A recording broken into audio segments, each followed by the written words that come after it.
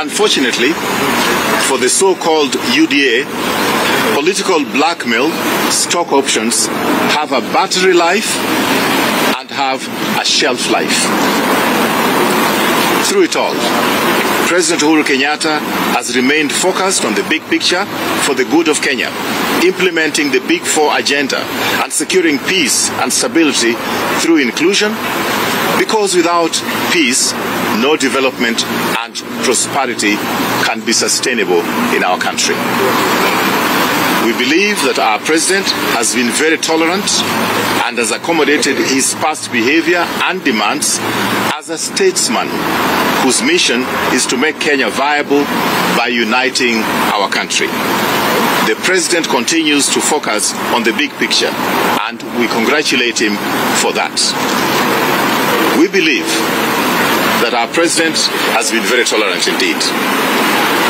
The blackmail stock options expiry date was immediately after the 2017 elections. The battery died after the handshake because the numbers game and the blackmail of withdrawal of tribal numbers lost political potency at that time. This is the truth that all Kenyans should know. Not only can the DP no longer blackmail Kenyans, the people of Kenya will not accept to be blackmailed. In this latest saga on his security detail, we'd like to congratulate our deputy party leader, William Ruto, for his honesty to admit that he himself is a very rich hustler. Mgala muwe, lakini haki yake mpe, as the Swahili people would say. It was an admirable display of optics and demeanor of humility before his real self and ego came back as he launched a scathing social media attack executed by his foul-mouthed political mouthpieces and bloggers, with most of the vitriol directed at the person and family of the founding father of our nation, Mzee Jomo Kenyatta, who is not here to defend himself. As a party, we are sending the Deputy President William Ruto a public message that we will not countenance his venturing into crossing this line of referring to the family of the late President Mzee Jomo Kenyatta. He must call his goons to order. We continue to resist a lot of provocation luring us to go into the slimy and smelly social pigsty that some of his people occupy. But we have the truth on our side, and Kenyans will be made to know the truth. By his own account, the Deputy President is on video record when he told Kenyans that he was worth 100 million Kenya shillings sometime in the year 2015.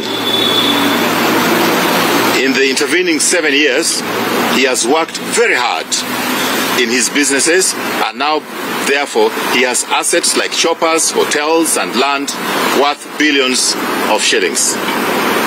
We would like to congratulate His Excellency Dr. William Ruto for being able to make such amazing strides in business, even as he was studying for his PhD, concurrently with running a multi-billion shilling empire and carrying the heavy burden of working as number 2 in command and being involved in presidential campaigns on his Sundays, still sparing time to do harambes from his hard-earned sweat money. From our records, he has been more generous than Safaricom and some other blue-chip companies. Maybe for such major feat, he expects us to lie prostrate in awe at the great deputy leader in admiration for such prowess, the chosen one. But as our leader, we would like to make the following requests that we consider to be legitimate, stemming from the proceedings in the last few days. While the exact average of what he's said to own may still be debatable, he has accepted the ownership of at least 3,600 acres.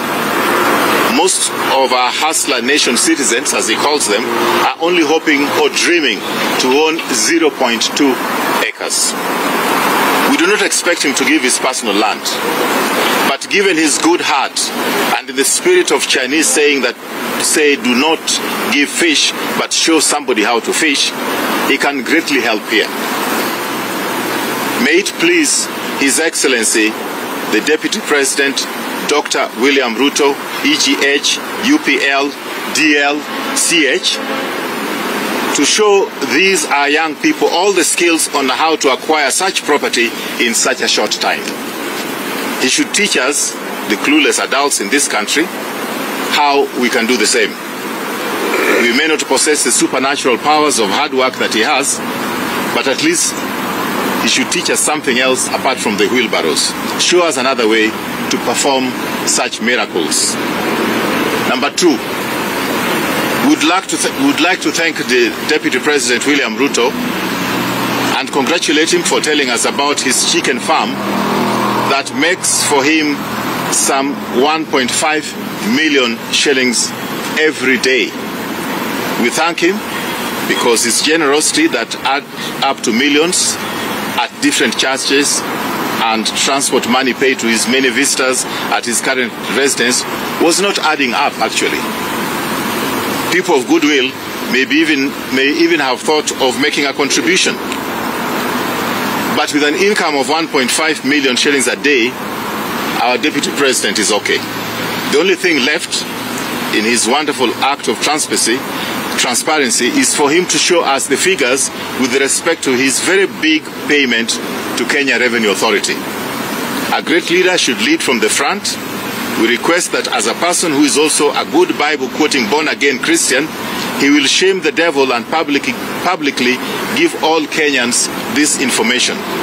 Give unto Caesar what is Caesar's, and unto God what belongs to God. Mark 12:17. And then there's a small matter of Aror Kimwarer saga. The deputy party leader and the Deputy President told Kenyans that only 7 billion shillings had disappeared. His own daughter was the Deputy Ambassador in Rome at that time. To our knowledge, this money has never been returned by the Italians. Since he has got some private business networks in Italy that he had gone to meet, would he be so kind to this nation of poor people, nation of hustlers according to him, as to use his vast business networks to recover this money? It is a lot of money, even though he referred to the figure as 7 billion only. Even with the DP's chicken farm income of 1.5 million net a day, it will take some 13 years before that chicken farm produces 7 billion shillings. But that may be beside the point.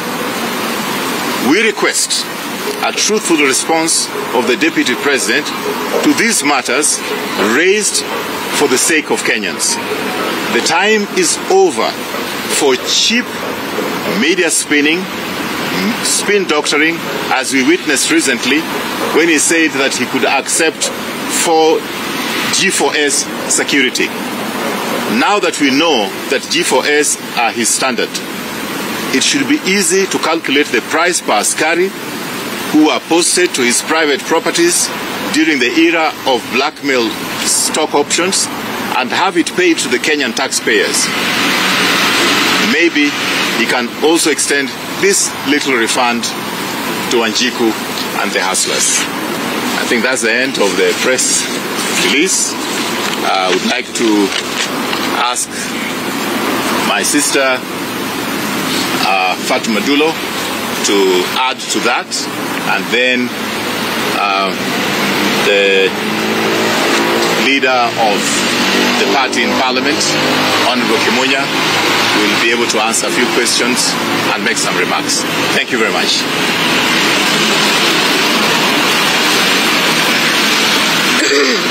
I think mine will be very brief.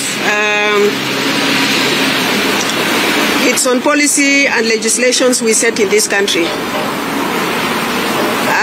We have COVID situation in this country today,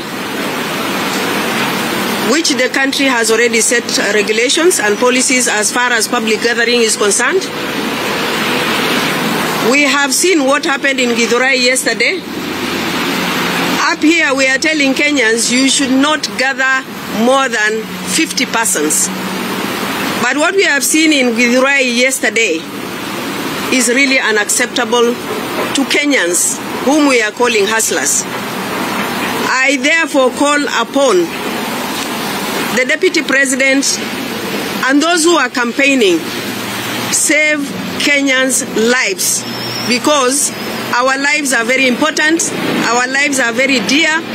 Politics will be there today, tomorrow, but we must follow the regulations. I thank you. Thank you. We're asking a question. Yes. Maybe we can ask. Maybe I can ask you to ask any questions if there are any. That's the longest press release I've read in a long time. And we can respond to them from this table.